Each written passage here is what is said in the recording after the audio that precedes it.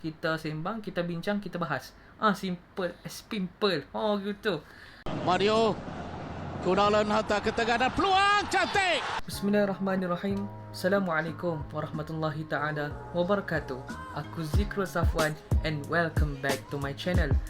Okay, first of all, pada video yang terdahulu, aku dah explain dekat hampa tentang persiapan skuad negara kita dan bersediakah mereka untuk menghadapi saingan Piala AFF Suzuki Cup 2020.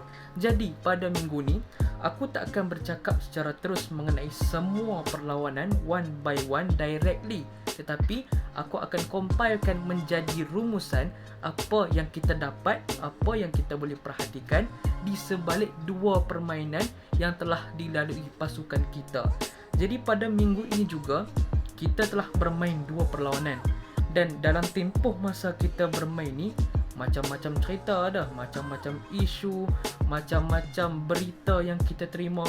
First of all, macam orang nak cerita kisah di antara Zulhilmi di Pola dan juga penyokong Malaysia di Stadium Bishan tempoh hari. Aku malas nak komen, aku malas nak ulas benda-benda macam ni. Aku rasa ada orang lain ataupun YouTuber lain dah explain. Second, masalah yang melanda pasukan negara kita pada baru-baru ini adalah jangkitan ataupun penularan wabak COVID-19 di antara pemain-pemain itu sendiri. Untuk permulaan, dua pemain kita, Faizal Halim dan juga Ian, dijangkiti. Yang terbaru, yang baru saja diterima, Akhyar Rashid dan juga Quentin Cheng, yang mana mereka tiada langsung dalam kesebelasan utama maupun pada barisan pemain simpanan.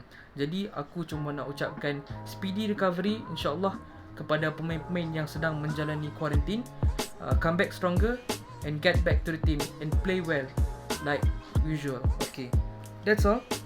Setakat dua perlawanan pada minggu ini, Malaysia telah mencatatkan 2 kemenangan, 7 gol telah dijaringkan dan 1 gol dibolosi, dan tambah lagi 1 clean sheet telah diperoleh oleh Khairul Fahmi Cik Mat selaku penjaga gol utama pasukan negara kita pada tika ini.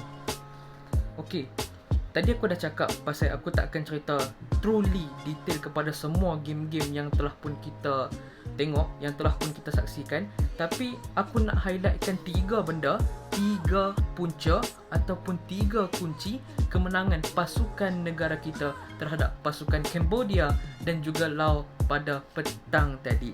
First of all, apa yang aku nak cakap, apa yang aku impress dengan apa yang dipamerkan oleh skuad kebangsaan, skuad negara kita, ialah bagaimana kita boleh lihat second and third man running pada final, pada kawasan final third. Okey, bila kita cakap tentang second and third man running ni, mungkin hampa tak berapa nak bersetuju dengan aku kalau kita tengok perlawanan ketika menentang pasukan Cambodia.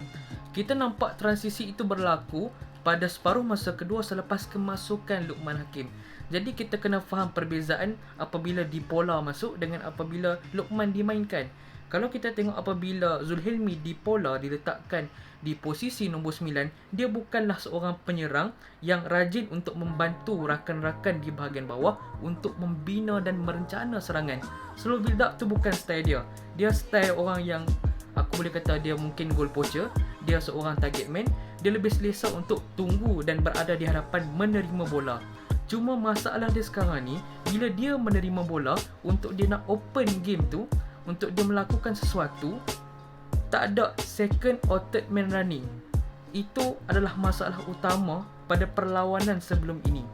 Tetapi bila kita lihat kemasukan Luqman ataupun hari ini perlawanan ketika Luqman diletakkan di bahagian atas, hampa perasan tak Luqman tak bermain di number 9 pun. Dia lebih kepada bermain di number 10, lebih kepada dia membantu rakan-rakan di bawah untuk memulakan mana-mana gerakan. Jadi disebabkan ini, dia telah memudahkan Safawi Rashid dan juga Arif Aiman untuk bergerak lebih bebas. Di samping itu juga kita nampak pada perlawanan kedua menentang Laos petang tadi, Rizal Ghazali dan juga Syahmi Safari lebih banyak melakukan overlapping daripada perlawanan kita yang terdahulu. Jadi disebabkan itu, kita ada banyak option untuk melakukan hantaran dan melakukan lorongan. Jadi second man running dan third man running ni benda yang penting sebenarnya dalam kita nak merencana serangan. Itu adalah apa yang aku lihat pada kedua-dua perlawanan ini. Okay, itu first point. Second point, apa yang aku kagum dan aku nak tengok lagi lepas ni adalah smart passes. Hantaran-hantaran yang aku boleh kata cerdik. Dekat sini aku boleh highlightkan dua player kita yang bermain di barisan tengah, iaitu Mukhairi Ajmal dan juga Badrul Bakhtiar. Badrul Bakhtiar ni banyak sangat yang aku nak katakan. Okay, sebelum tu kita cerita dulu tentang Mukhairi Ajmal. Mukhairi Ajmal pada perlawanan pertama dia telah menggantikan Junior Elstar yang bermain selaku orang kata defensive midfielder ataupun holding midfielder yang berada di bawah, yang akan bermula daripada bawah dan akan membantu barisan pertahanan sebelum memulakan apa-apa gerakan merencana serangan.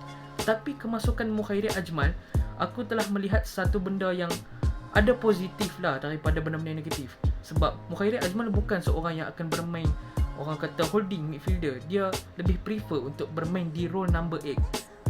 Badrul Bakhtiar, the next player. Apa yang aku boleh lihat Badrul Bakhtiar dalam dua perlawanan baru-baru ini, aku nampak macam satu benda yang kita seronok nak tengok. Aku tak tahu macam mana nak explain, tapi kalau hampa biasa tengok EPL lah, lari topik sikit, Bruno Fernandes, apa yang aku kagum dengan beliau adalah kemahiran dia menghantar bola. Dia melakukan too much risky passes yang tak ramai orang boleh buat. Risky passes ataupun aku cakap hantaran-hantaran yang berisiko ini tak banyak player boleh buat sebab dia mementingkan accuracy. Kadang-kadang bayangkan dia akan try. Kalau tak sampai, dia tak akan takut untuk mencuba sekali lagi melakukan hantaran yang sama. Itu apa yang dilakukan oleh Badrul Bakhtiar. Daripada apa yang telah dipamerkan oleh beliau juga, Badrul Bakhtiar adalah seorang player yang mempunyai kemahiran untuk melancarkan serangan dan juga mempunyai kemahiran yang boleh kita kata melakukan sepakan, melakukan tendangan, membuat percubaan dari jauh ataupun dari luar kotak penalti. Itu adalah kemahiran beliau daripada terdahulu. Hampa bayangkan, dalam 2 game Badrul Bakhtiar ni dah bermain, 2 game ni dah ada 5 chances created. Dia telah membuat 5 orang kata percubaan untuk melakukan serangan tu. Dia dah create chances tu 5 weh. Dalam 5 tu dia dah menyumbangkan 1 assist. So far, itu adalah satu stat yang bagus untuk seorang general yang bermain di posisi number 6. Itu apa yang aku suka tentang permainan Badrul dan juga Mukhairi Ajmal. Okay, next, point yang ketiga, aku akan nyatakan statistik juga. Apa yang aku kagum dengan apa yang telah diperagakan oleh pasukan negara kita adalah berkenaan dengan disiplin ketika bertahan dan juga well organised ketika menyerang ataupun melakukan serangan. Kalau kita boleh tengok statistik ini dengan lebih dalam, secara dekat dan secara jelas, Malaysia setakat 2 perlawanan ini telah mencipta 17 shots on target, 17 percubaan tepat ke arah gawang. Dan kalau kita tengok shooting accuracy pula mencatatkan sebanyak 58.6% yang merupakan tertinggi di antara pasukan-pasukan lain yang bertanding pada kejohanan kali ini. Conversion rate ketika melakukan serangan juga, Malaysia berada di tempat pertama berbanding dengan pasukan-pasukan lain yang bertanding di dalam kejohanan kali ini juga. Pass accuracy mungkin mencatatkan angka yang kita boleh kata tak membimbangkan, dan aku boleh kata aku impress sebab kita telah mencatatkan sebanyak 87.5%, yang ketiga tertinggi berbanding dengan pasukan-pasukan lain yang bertanding. Dan next yang aku kagum juga mengenai pasukan kita adalah berkenaan dengan successful pass. Kalau kita tengok successful pass, kita telah berjaya untuk melakukan hantaran sejumlah 893 dalam permainan ini sahaja. 2 permainan ini kita buat 893. Nombor 1 terbanyak di antara pasukan lain yang bertanding, sama ada dalam grup A ataupun grup B. Itu adalah statistik ketika kita menyerang. Sebab tu aku cakap kita sangat well organised ketika menyerang. Kalau kita lihat di sudut pertahanan, apabila kita bertahan pula, kita hanya bolos 1 gol. Mat, kita terlepas 1 je Mat. daripada 2 game ni. 1 clean sheet, 1 bola. Aku boleh kata ini satu, orang kata, kerja keras yang baik lah. Kita kata gandengan back 4 di belakang itu membuahkan hasil. Walaupun pada mulanya menerima bermacam kritikan sebab kurang minit permainan dan sebagainya, Aidil dan juga Syahrul Saad, they prove they can do better. Itu apa yang aku boleh cakap. Okey, kalau kita tengok mungkin tackle successful rate kita adalah di antara yang terendah dengan kadar 59.1%. Tapi hampa boleh tengok dekat dual swan.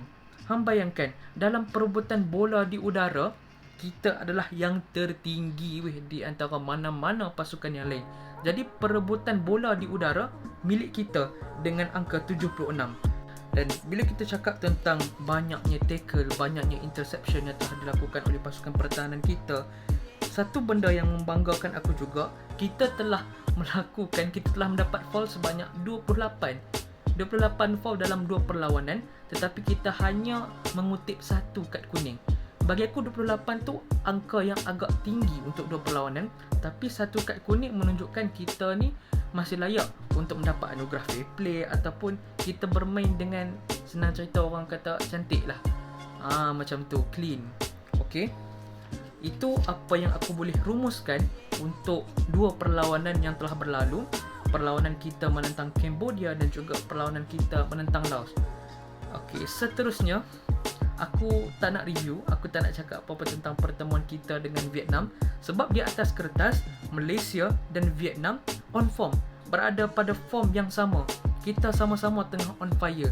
Vietnam baru dengan 1 perlawanan dah menunjukkan yang mereka bukan biasa-biasa, mereka bukan calon-calon pasukan, tapi apa yang aku boleh kata, tiada yang mustahil.